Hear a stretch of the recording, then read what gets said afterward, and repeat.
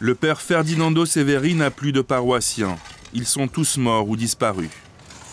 Alors, comme chaque matin depuis que la mère s'est retirée à Banda Aceh, le padre fait le tour des mosquées en espérant des nouvelles.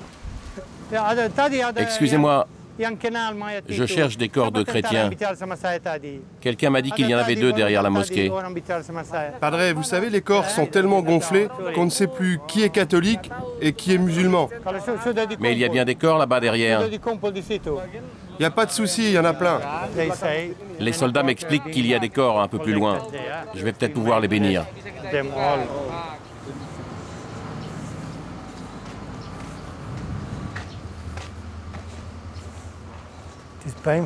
C'est difficile de voir toutes ces destructions. C'est plus douloureux que je ne pensais. J'aimerais tant trouver les corps de mes chers paroissiens. C'est probable qu'ils aient été regroupés ici avec d'autres. Alors je vais tous les bénir, car en fait il n'y a qu'un paradis pour les croyants, qu'ils soient chrétiens ou pas. Istirahat kekal berikan laki padanya ya Tuhan, sebab hanya Engkaulah yang penuh kasih sayang. Requiem aeternam dona eis Domine, et tus perpetua luce teis, quia tu solus bonus est Domine.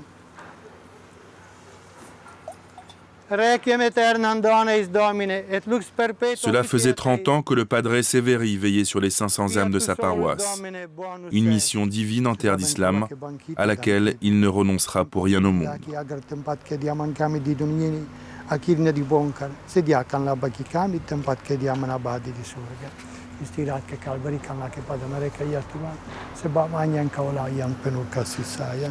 Amen.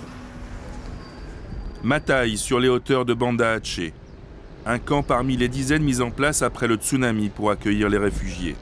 Celui-ci est géré par la Croix-Rouge, il regroupe 300 familles. Le padre Severi a décidé de passer la journée ici. Il n'a que quelques bonbons à offrir aux réfugiés, quelques bonbons et aussi quelques conseils. Vous êtes passé prendre des médicaments au centre? Et le petit, il va bien? Moi, je vais vous dire. Je sais pourquoi ce drame est arrivé. C'est à cause de la grande fête qu'il y a eu la veille. Ce qu'elle m'explique, c'est que, d'après leurs croyances, le tremblement de terre est arrivé parce qu'ils faisaient une fête sans retenue. Il ne faut pas croire des choses pareilles. Moi, j'essaye de leur expliquer que ce n'est pas une punition de Dieu et qu'il n'y a aucune raison que la province d'Aceh, qui a déjà tellement souffert, soit punie par un tel cataclysme. À quelques mètres de là, un prêche improvisé sur le bord de la route. Autre ton, autre registre. Allah ne punit pas sans raison. Allah ne nous déteste pas. Allah ne vous a pas oublié, même si parfois, ces gestes nous semblent incompréhensibles. Mais maintenant, il faut oublier le passé. Il faut se tourner vers l'avenir, se remettre au travail. Hier, Aceh pleurait, mais aujourd'hui, il faut que les gens d'Aceh se remettent au travail. Ceux qui veulent travailler avec moi, levez la main.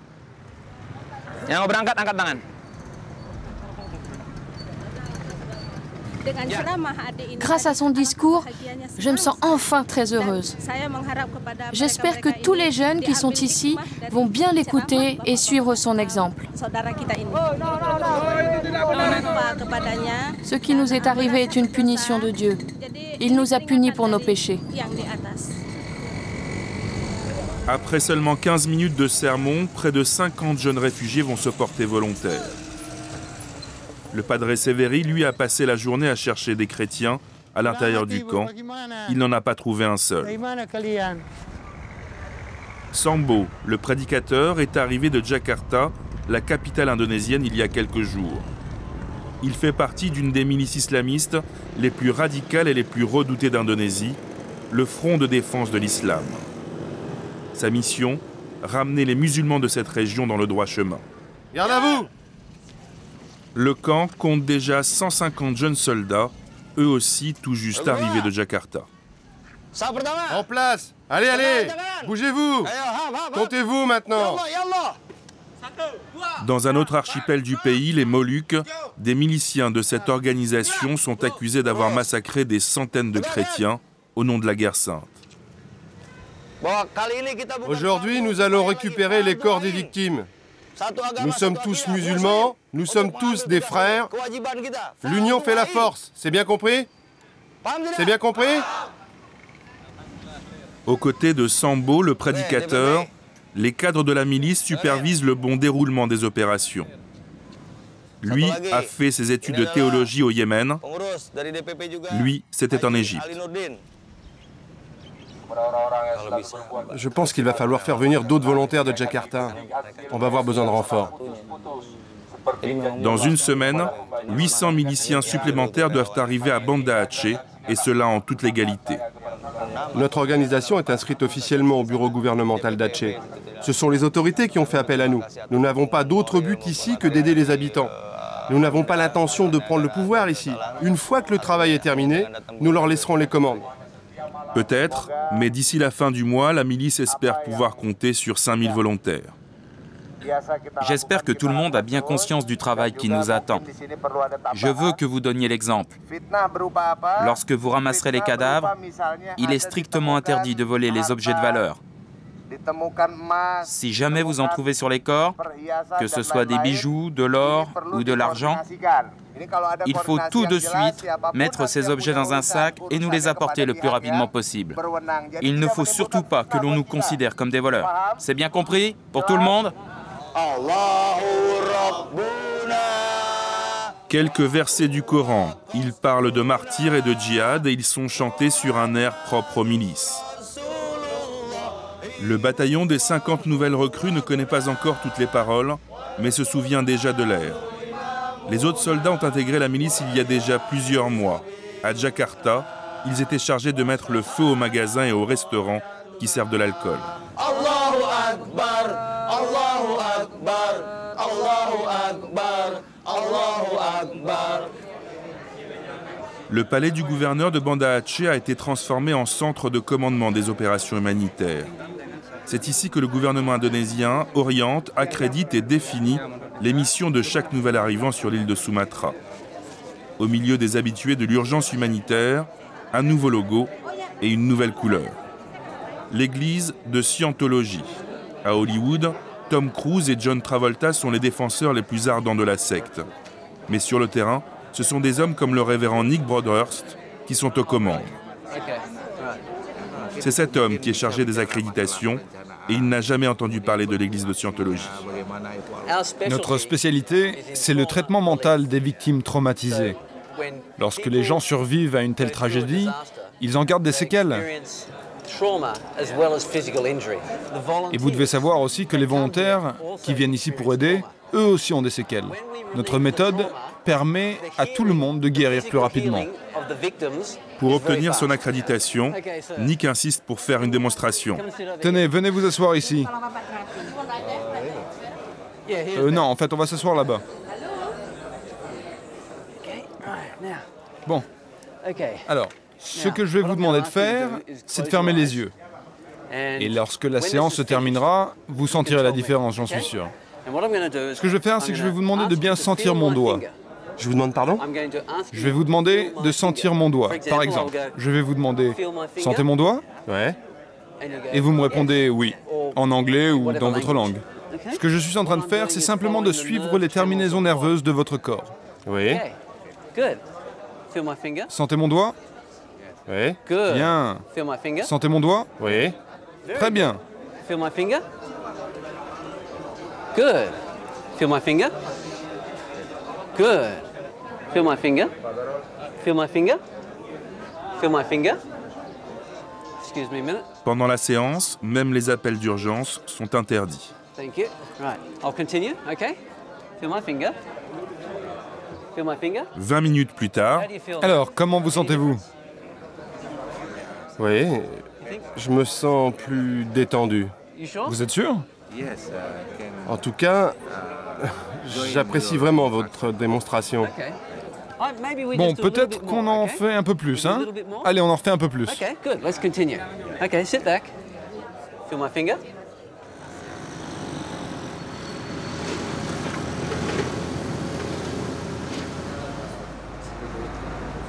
L'église du Padre Severi est la seule de la ville. Elle a été construite par des Hollandais au début du siècle dernier. Ici, il n'y a pas d'urgence à nettoyer, plus personne ne vient. L'édifice est fissuré de partout, mais la structure a tenu bon. Le Padre croit au miracle. Depuis qu'Adam et Ève ont été chassés du paradis terrestre, l'histoire de l'homme n'a été qu'une suite de guerres, de catastrophes, d'inondations, de tremblements de terre et de souffrances. Mais regardez ici, c'est l'enfant Jésus. Il est resté intact dans son... Comment dit-on en italien? Dans son berceau devant l'autel. Donc l'eau s'est arrêtée juste en dessous de lui. L'eau n'a pas dépassé la 3e marche. Vous voyez, je l'ai laissé ici volontairement depuis mon retour, pour montrer qu'au milieu de ce désordre, et que dans ce désespoir, Jésus reste imperturbable, et qu'il continue à porter la bonne parole, une parole de consolation et d'espoir. Des paroles pour tenter de rassurer la poignée de fidèles qui l'entourent. Ici, tout le monde sent bien qu'après le tsunami, un autre danger guette la communauté chrétienne. Nous attendons un miracle de Dieu pour nous donner la force de traverser cette épreuve. Et nous espérons surtout qu'il reste encore une place dans cette ville pour nous, les chrétiens. Dans le camion des nouvelles recrues, le sentiment d'excitation est palpable. C'est celui de ceux qui vont enfin faire quelque chose pour conjurer le sort. Tous ces jeunes ont perdu des proches, mais après seulement 24 heures passées au sein du Front de défense de l'islam, leur discours est déjà bien rodé. L'explication que nous donne l'islam, c'est que le tremblement de terre est une punition divine qui frappe ceux qui ne vivent pas comme de bons musulmans. Vous savez, à Aceh, beaucoup de croyants faisaient la fête. Il y en avait même qui buvaient de l'alcool. Et j'ai entendu dire que des femmes voilées entraient dans des églises chrétiennes. Depuis le tsunami, moi, j'ai décidé d'être au service de Dieu. Des phrases apprises par cœur pour donner un sens à l'inexplicable. Un discours qui ne va pas résister longtemps à la violence de la réalité. Tous reviennent pour la première fois sur le site du désastre.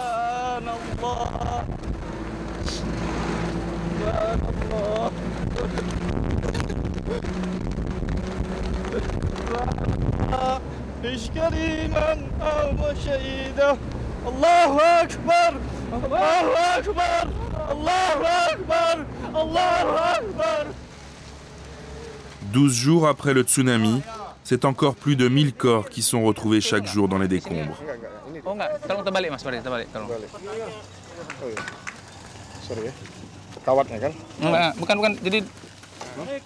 Doucement, chargez-le doucement. Ferme le sac là, il y a son ventre qui dépasse. C'est bien. Maintenant, je veux qu'on remplisse tout le camion de corps. Compris? Allez, dépêchez-vous. Ce qui est arrivé n'est pas une punition de Dieu, car Allah est bon. C'est simplement un avertissement pour que tous les musulmans se remettent en question et qu'ils commencent à suivre la loi islamique, qu'ils obéissent aux principes du Coran et à la parole divine et aux recommandations du prophète.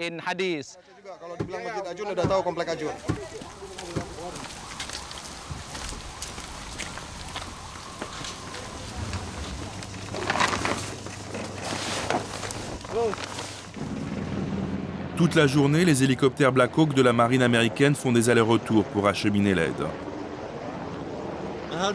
Ça ne vous dérange pas la présence d'Américains?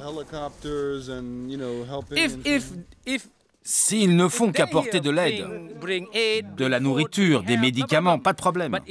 Mais s'ils ont un autre but, alors nous les combattrons. Ce sera la guerre. Moi, je leur dis, regardez autour de vous, regardez tous ces musulmans qui sont morts ici. Alors arrêtez le massacre en Irak d'autres musulmans, arrêtez de tuer. C'est peut-être ça, l'autre message que Dieu a voulu faire passer avec ce désastre.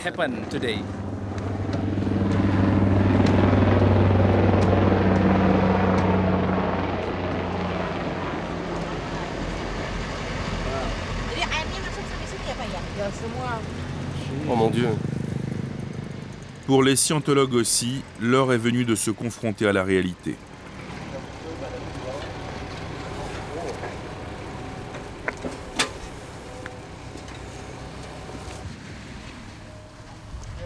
Vous avez déjà vu quelque chose de semblable?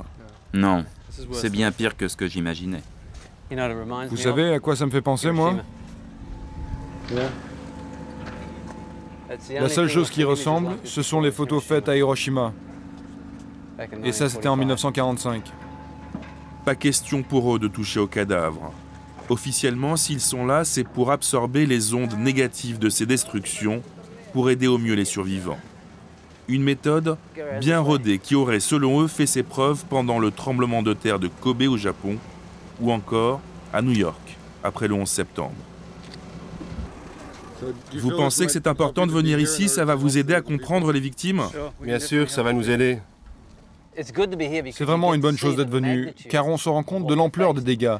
Mais je vais vous dire, si on peut former 200 à 300 personnes, en plus de la quarantaine de scientologues sur le terrain, nous pourrons alors aider psychologiquement les survivants de cette ville, mais aussi de toutes les autres villes touchées. C'est incroyable ce que vous me dites. Les psychologues, eux, ont besoin de faire des années d'études pour recevoir leur diplôme. Et alors, ça veut rien dire ces études. Et au bout du compte, ça peut aboutir à du n'importe quoi. Non, je vais vous dire, nous avons une technique infaillible. Et c'est ça notre force. Ça marche à chaque fois, quelle que soit la situation. C'est une technique simple, ça n'a rien de mystérieux. Ça, c'est ce que les psychologues veulent vous faire croire.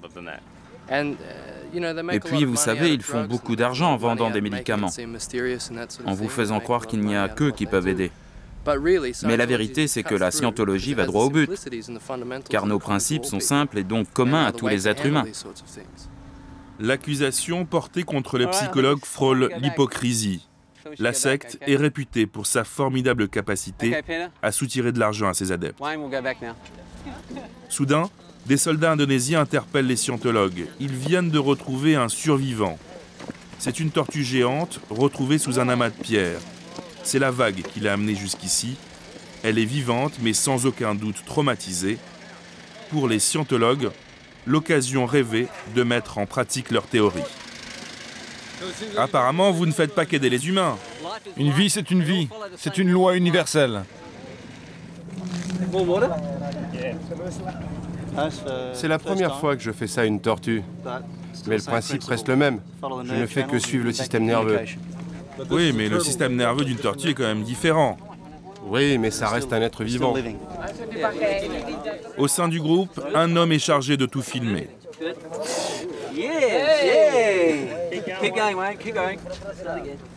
C'est incroyable. Il s'agit de montrer aux généreux donateurs de la secte comment leur argent est utilisé sur le terrain. Moi, j'ai déjà soigné des chiens et des chats, mais jamais une tortue.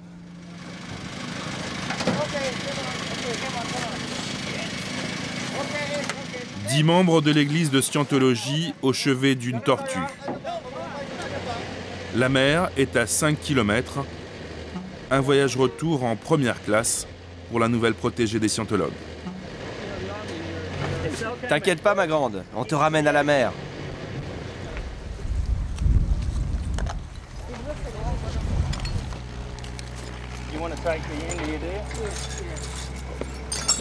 You want to get another bloke down there? Yep. Yep. Whoa, whoa, whoa. Whoa. Take him down. Okay. Okay. Hold there.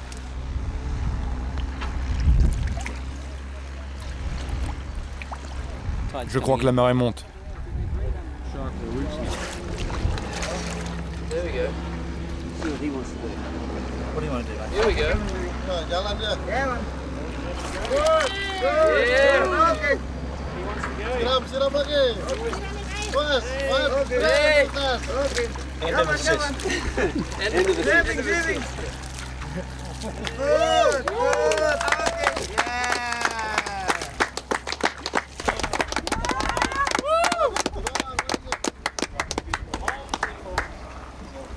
Je ne suis pas vétérinaire, mais je pense que nous avons bien soigné ce patient.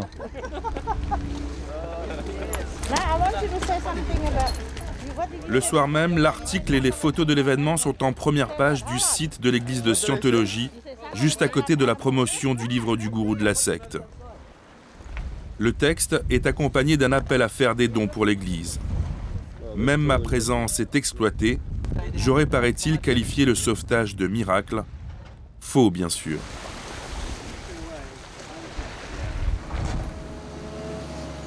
Pas de miracle en vue du côté des milices du Front de défense de l'islam. C'est l'heure de l'enterrement pour les cadavres ramassés dans la matinée. C'est toujours Sambo, le prédicateur, qui supervise les opérations. Allez, il faut remplir la fosse. Doucement, doucement. Faites-le glisser. Allez. Un par un. C'est bien. Sambo, vous les enterrez pour qu'ils soient face à la Mecque? Leur tête en direction de la Mecque? Non. Enfin, normalement, selon le prophète Mohammed et la loi de Dieu, les morts doivent être enterrés en direction de la Mecque. Mais lorsque c'est une situation d'urgence, on n'est pas obligé. Il y a encore 2 jours, cette mosquée servait de morgue. Grâce au travail de Sambo et de ses volontaires, le lieu de culte va enfin pouvoir rouvrir ses portes. C'est important de nettoyer cette mosquée car il faut que les survivants puissent revenir pour prier. Il faut redonner aux gens une force spirituelle et morale. Hôpital public d'Arapan. Depuis 2 jours, c'est là que le révérend Nick et son équipe ont trouvé refuge pour pratiquer leur séance d'assistance spirituelle. Ferme les yeux et on fait la même chose qu'hier, ok? 50 patients traités chaque jour. Le groupe a atteint sa vitesse de croisière.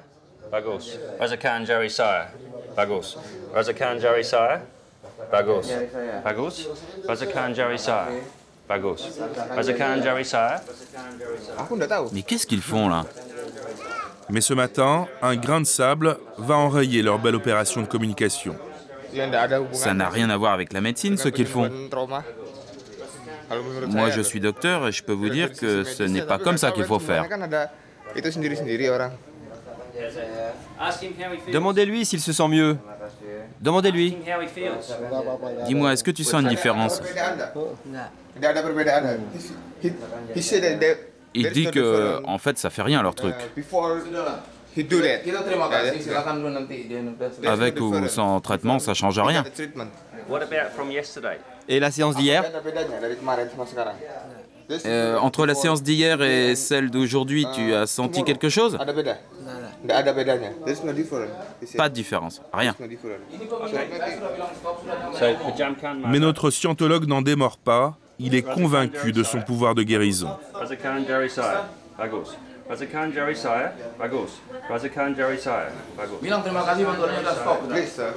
S'il vous plaît, monsieur, il faut que vous arrêtiez. Mon supérieur est là et il voudrait vous parler.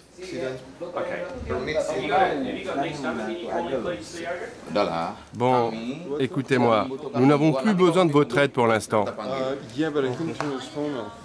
S'il vous plaît, faites-les sortir. Allez, dépêchez-vous.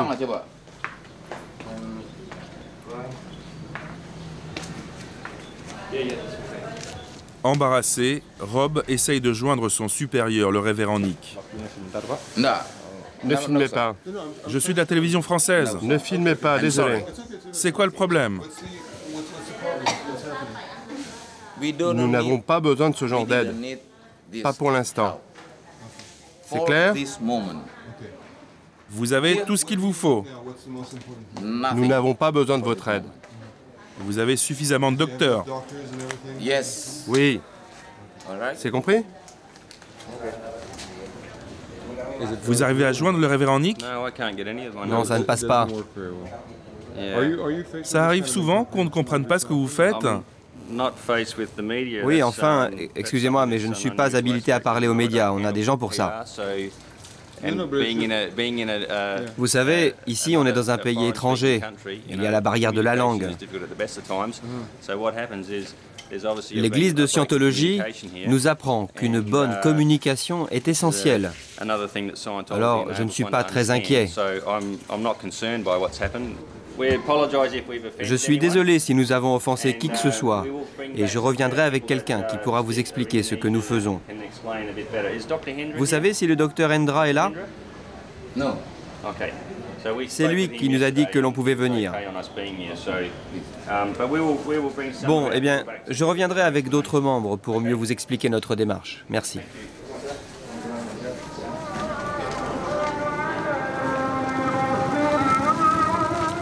Depuis le tremblement de terre, c'est la première fois que les mosquées sont ouvertes aux fidèles. C'est le grand jour pour Sambo, le prédicateur. Grâce à sa tournée des camps de réfugiés, il a déjà recruté plus de 200 nouveaux membres dans sa milice. Comme promis, ces volontaires de choc ont réussi à tout nettoyer pour la grande prière du vendredi. Regardez. Regardez autour de vous. Je ne pense pas qu'avant ce drame, les mosquées étaient aussi remplies. Alors vous pensez que c'est une renaissance de l'islam ici à Aceh? Si Dieu le veut.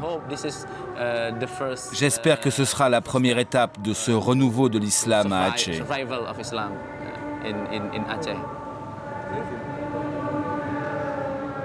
L'opération de séduction des ultra-radicaux du Front de défense de l'islam est une réussite. La preuve, même dans cette mosquée réputée pour sa modération et sa tolérance, les miliciens se mélangent avec les habitués. Les dignitaires religieux du quartier ont même tenu à honorer Sambo pour l'efficacité de son aide. Aujourd'hui, c'est moi qui ferai le prêche pour fortifier les âmes des fidèles.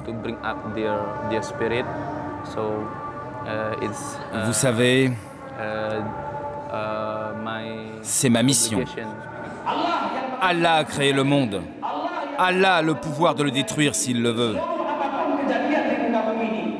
Allah est tout-puissant. 15 jours après leur arrivée, les milices du Front de défense de l'islam sont une force avec laquelle il faudra désormais compter à Banda Aceh.